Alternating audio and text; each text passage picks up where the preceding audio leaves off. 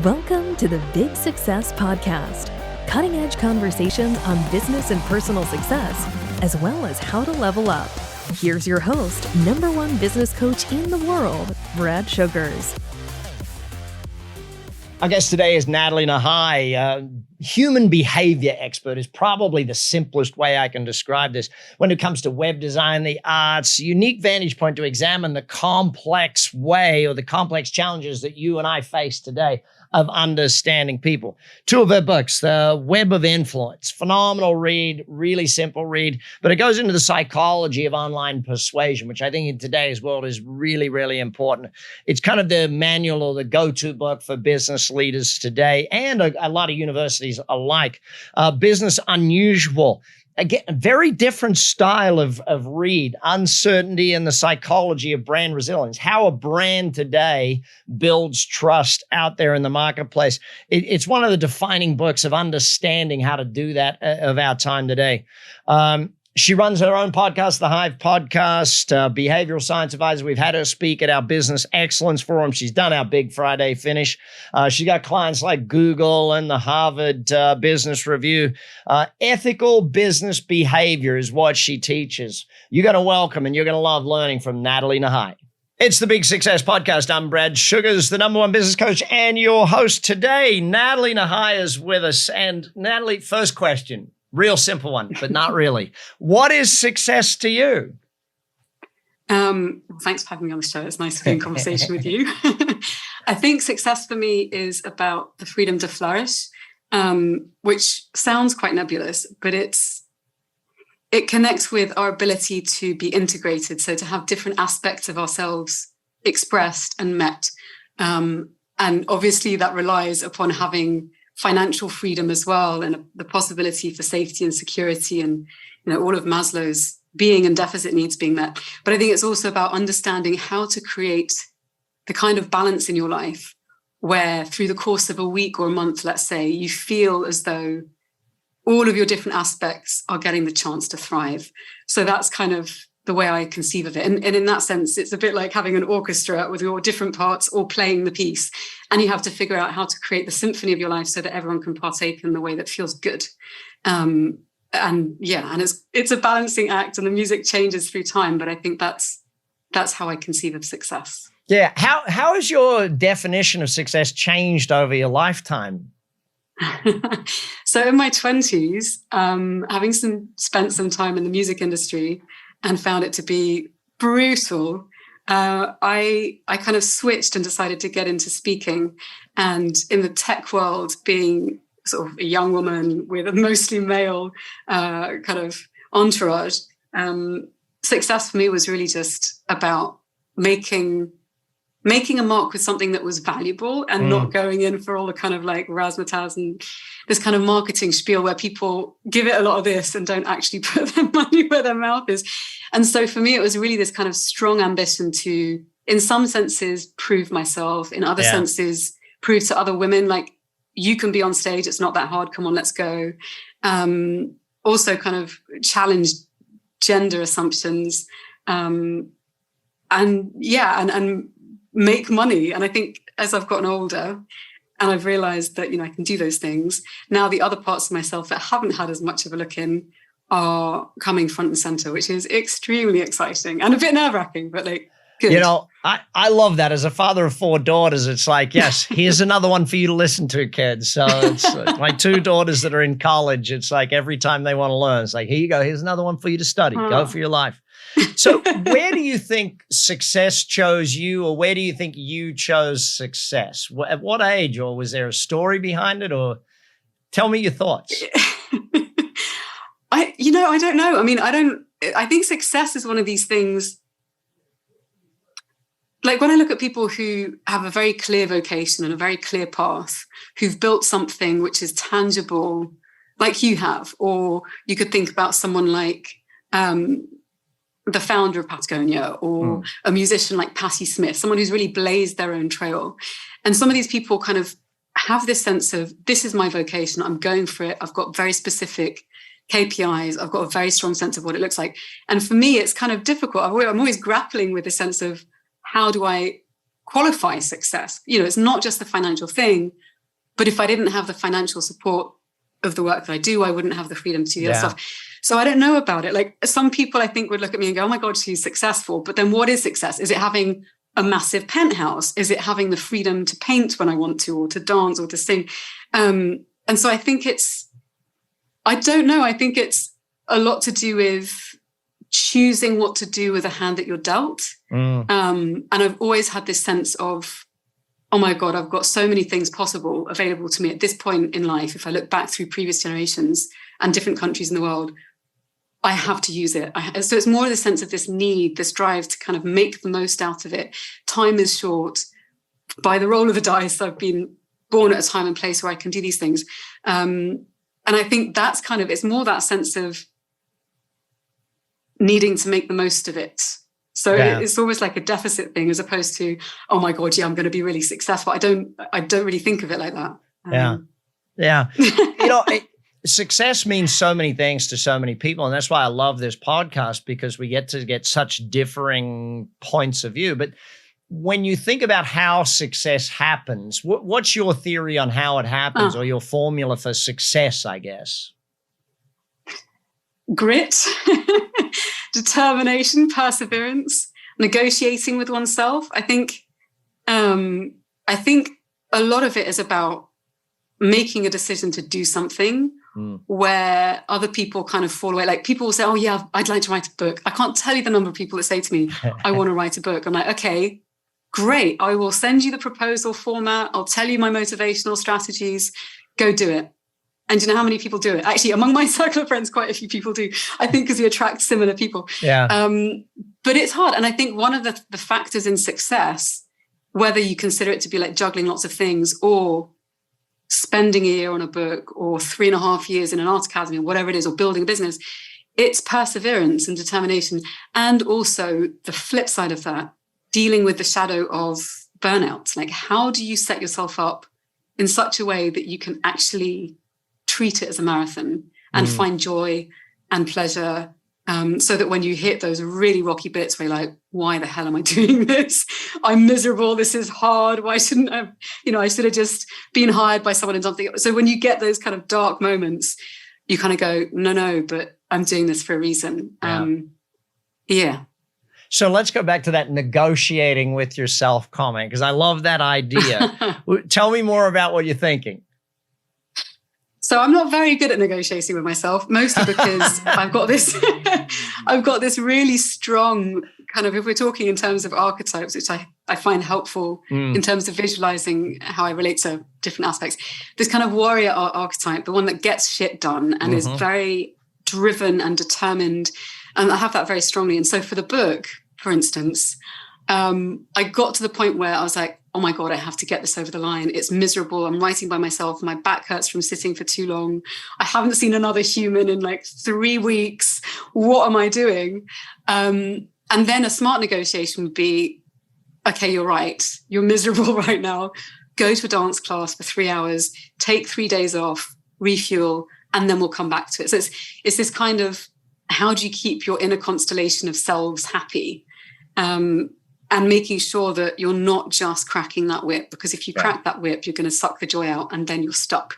And that's when you end up with people, and I know quite a few now hitting their 40s who are just turning around and going, oh my God, I have everything on paper. I am so miserable.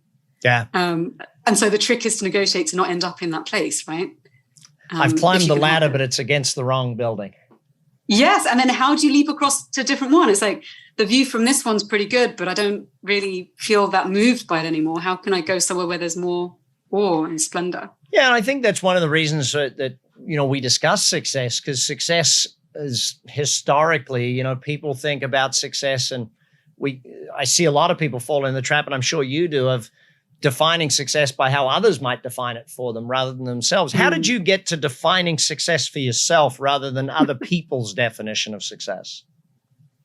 Honestly, I think I've only started really getting into it this year. Literally a couple of weeks ago, I've been kind of laboring under this assumption that success equals being really good at one thing, building one thing, being determined in one direction. And, I look at people who have businesses who are similar sort of ages to me, and I think, okay, you've kind of made it. And again, this is obviously an outside perspective, and it's much harder on the inside. And then I kind of sat there with myself, and I ended up having this weird moment of reflection where I was like, hang on, where did I get this idea that you have to be one thing? And when I look at the people that I really admire, they're people who do many things, but do them well in kind of an interwoven way. So Patti Smith is a great example here. Or if you go back to people who are artists, many of them were sculptors and artists and woodworkers and musicians. And it's quite a modern idea, this sense that you have to be good at one thing. And I also read a piece of research recently that was looking at predictors of success in athletes, so top performing athletes. And this particular piece of research is saying that most of the people who go on to be world-class athletes actually start out with a very broad base of sporting interests. They don't specialize till later. Yeah. I've always is really interesting. And so then it kind of struck me that while everyone else is kind of going, yeah, you've got to do your one thing, it's this linear, focused, hyper-Western version of what success is.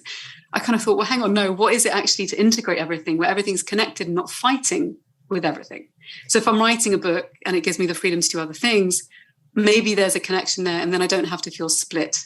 And if I don't feel split, I'm more intrinsically motivated. And if I'm more motivated, I can go the marathon. If I can go the marathon, I can build the life that's thriving. So it's kind of, it's a work in progress for sure. I'm curious about how you define success, because you have built a big business and you do have a clear orientation from the outside looking in. Well, someone asked me last night, am I offering the greatest and most valuable use of myself to the world? And my answer was very simply, yes, I'm raising great kids. I think one of the challenges, Nathalie, that you've just presented to us is that one singular definition of success can be a killer for a lot of people. That whole one thing. It was Curly on the Three Amigos where he said, there's the one thing. And it's like, no, maybe not, Curly, maybe not. You're on the Big Success Podcast. I'm Brad Sugars. Nathalie Nahai is with us. We're going to be back on the Psychology of Persuasion. In 30 minutes a day for 30 days, 30X Business will take you through the exact hard-won business principles that Brad Sugars has personally developed over the past 30 years as an entrepreneur, investor, and business advisor. Join Brad and his team and 100 other entrepreneurs who want to start building a successful business today. And we're on Big Success. Nathalie, how do we succeed at influence? Because your book's amazing, Psychology of Online Persuasion. How do you succeed at persuasion? The first thing I would say is that it has to be reciprocal. So if you're wanting to persuade something of someone, if you have to persuade someone of something, if you're wanting to get a real connection going, which you need, that sense of rapport builds trust, which increases receptivity, then you need to make sure that you are both in it with aligned goals. So the first thing to do is to make sure you're attentive to what that person's goals are and whether it aligns with yours. If it doesn't, in an e-commerce perspective at least, then you have no business trying to persuade them. Go persuade someone who is up for it, because you'll end up with a much better long-term outcome with an advocate, someone who's loyal, which is essentially what creates long-term sustainable business. So there's the first point is about orienting yourself so that you are meeting people whose goals align with your own. Then there's all sorts of ways that you can make things more fun. So if you're listening to someone or speaking with them, be attentive to what they say, how they say things, mirror it. I'm not talking about like parroting stuff back, but make sure you paraphrase and you understand. You have to understand as well where someone's coming from, their context. What are the values that motivate their choices? What are some of the things that are meaningful to them? What are their priorities? If you're talking about business, it may be that you're in a negotiation and the sticking point appears to be price.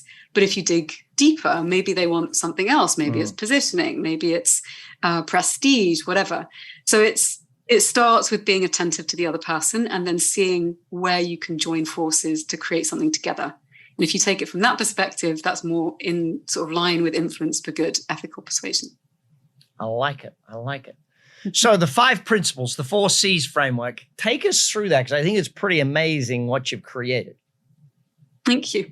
So the 4 C's framework. So when I was researching the book for Business Unusual and looking at the companies that had thrived throughout the very tumultuous time of the pandemic, there were certain qualities that I found repeated time and again in the ones that were doing well. And so I created a 4 C's framework to make it easier to understand. So these 4 C's start with the first, which is an explicit commitment to certain moral principles or values. So what do you stand for as a person, as a business, as an organization? Mm-hmm. The second is about having congruence. So being clear and congruent in word and deed. Your actions match what you say. And so to make sure that you're actually able to demonstrate that you're walking the talk. The third C is about consistency. So building a track record of action and words over time to make sure that when a third party looks at you or you mess up, you've built a track record so people can say, okay, well, Brad's company is one that has actually walked the talk. We're giving them the benefit of the doubt. Yeah. And the fourth one is about coherence between intention and behavior, which sounds a bit tricky. It's basically doing the right thing for the right reason. So it's this sense of internal coherence, even when, or especially when, you're doing it at some cost yourself. So Patagonia is a great example here because way back in the day when they started, they put purpose and people and planet on equal footing to profit. And I know that you've probably seen the headlines in recent months that they recently put the Earth as their only shareholder. So you can see that this company has a track record of doing the right thing for the right reason before it became sexy and cool, before the bandwagon kind of rolled into gear.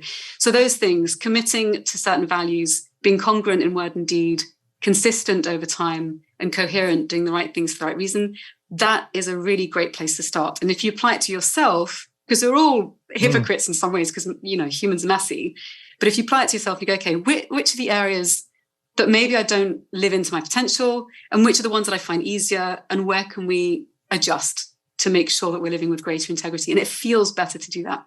So yeah, it's another way to kind of live in greater harmony with oneself and with others. Yeah. The pandemic is obviously a crazy time for a lot of businesses, and a lot of businesses came out of it worse off. A lot came out about the same. But there's some businesses that did amazing for it.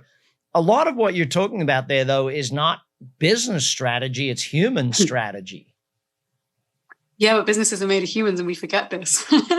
So whether you're looking at trends from the perspective of, attracting and retaining great people who work for you or work with you, or you're thinking about customers, at the end of the day, these are just different roles that we inhabit. We're still individuals. And coming back to this theme of flourishing and integration, if you want to succeed as a business or as an organization or within your relationships of any form, it's important to be able to show up in a way that other people can count on and not kind of be flippant or kind of change course halfway through. So it's the same in terms of whether one's speaking about organizations or friends. You want someone that you can rely on to do what they say they're going to do and when they're going to do it. When obviously, behavioral science is something that you've been teaching for a long time. Let's look at how we succeed then at the values side of that. How do we how do we communicate our values to the market as a business? How do we live that, or how do we succeed at that, I guess? So the first thing, obviously, is identifying what the values are that you hold dear. And it can be quite tricky. Like every time people ask me that, I've got no idea. So sometimes it's easier to start by talking about the stories that you care about or people that you look up to. What is it that they do? How do they live? What are the choices they make? What motivates their decisions? And then taking it through that external lens, it can be easy to figure out what it is that you care about. But that was one of the reasons why for the book, in collaboration with Dr. Kiki Leutner, she's an amazing woman, we created the Values Map, which is a free tool which uses Shalom Schwartz's theory of basic human values, which is a fascinating framework. It's kind of like a golden standard in the world of psychology. And you can apply it to organizations. So if you want to try it out, it's free because I want people to do better with their values. So go and use it and test it out. Thevaluesmap.com, you type in answers to a 40-item questionnaire and it will tell you, first of all, like a kind of fun archetype, but then it really drills into, all right, this is what you say you care about. These are other companies and brands that share similar values to you. This is how you apply it to your branding, communications, organizational structures, etc. So that's a useful place to start because it can be quite overwhelming when you start digging into the literature. Yeah. And I guess one of the things that you teach about is the integrity of that, of it not just being something you put out there for marketing's sake. Let's put it that way. Explain more about that for me. So then there's the kind of like, it's this woke washing, virtue signaling, we're going to jump on the most recent bandwagon without actually making sure our house is in order. So for instance, when Me Too campaigns happen, when it's a campaign about Black Lives Matter, when it's a campaign about Indigenous rights, when it's a campaign about, I don't know, the menopause. It could be anything. You take anything that's important to people, and then you look at the people making those decisions at board level.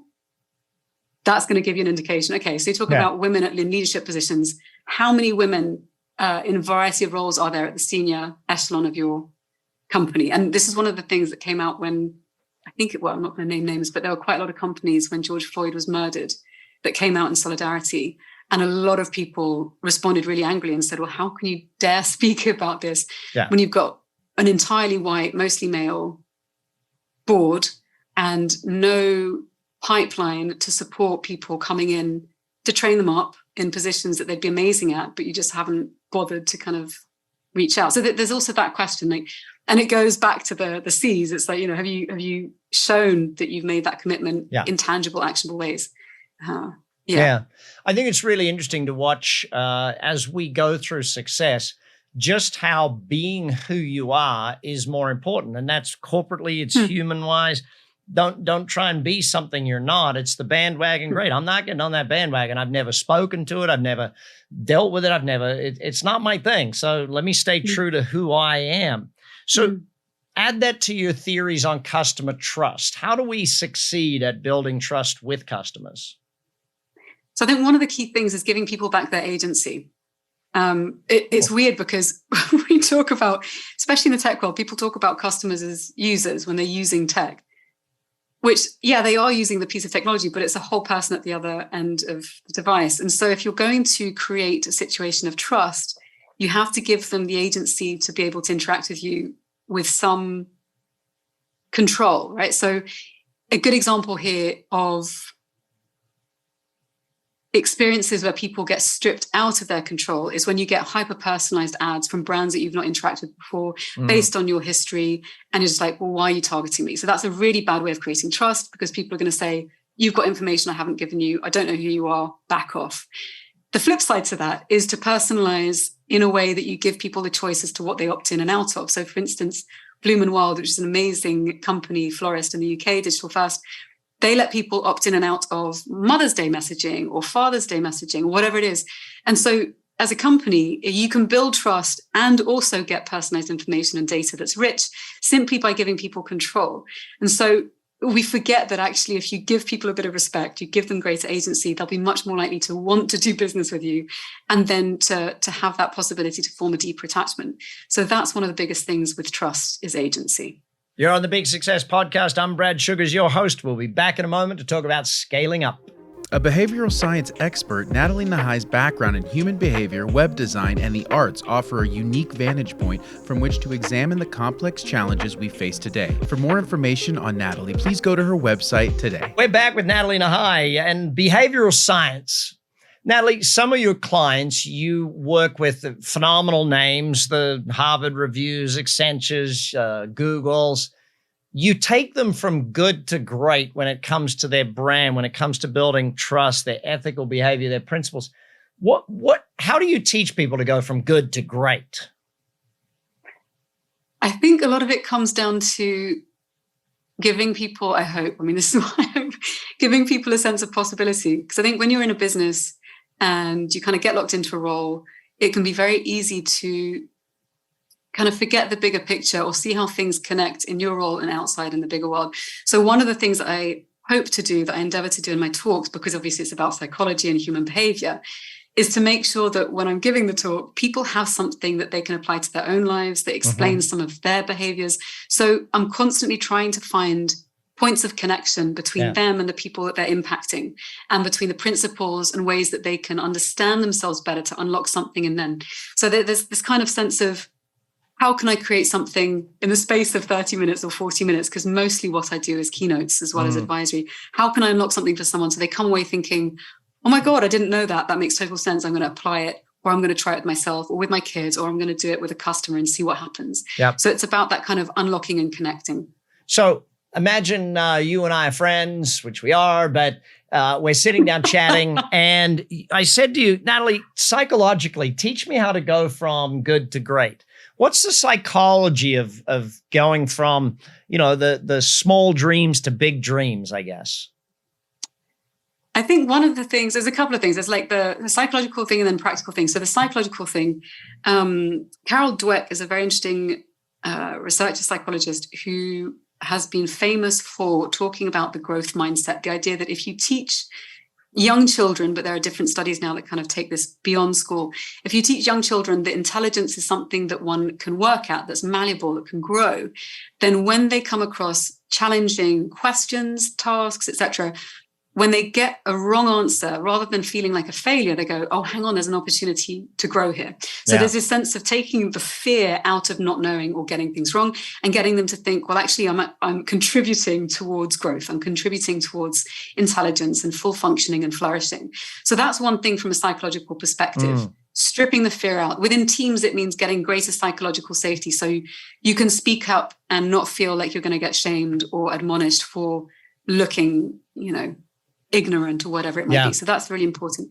And then in terms of the other side of things, which I've learned through coaching and through scheduling, is to make sure that if you have a big dream, break it down into smaller steps. Like I'm painting in the studio almost every day, and I want to get my art in front of a specific group of people. And so I'm applying to competitions. I've got a spreadsheet. I've got all of the ones that I'm interested in, the names of artists that I aspire to have my work in the galleries with. So it's kind of, what are some of the actionable things that you can do in order to start stepping in that direction? And I think the other thing, which I learned really weirdly when I was writing the first book in my 20s, was if you tell people, and this is probably like a marketing 101 thing, but I never learned marketing directly from an MA or anything. If you tell people what you're doing, you're like, I'm writing a book. It's going to be a business bestseller. It's on this subject. It's really exciting. Put me in touch with people that could be interested in this. Obviously, I didn't say bestseller at the time because I was a bit too shy then. But if you're telling people what your dream is and asking for help, people will help. Yeah, they actually do. And it's extraordinary what doors can open up if you're genuine and you are kind to people and you ask, look, I need this. Can you put me in touch with someone? So that's something else that I think has been really powerful and actually is quite undervalued. So let's dive into a quick fire round then. What are your thoughts on how do you succeed at enjoying life, having fun? Be present. Pay attention to, so I'm a big foodie, pay attention to the food. Don't have other stuff going on. If you're spending time with friends, book in a solid 4 hours, turn your phone on silent and stick it in a different room so that you can actually just really enjoy being with others.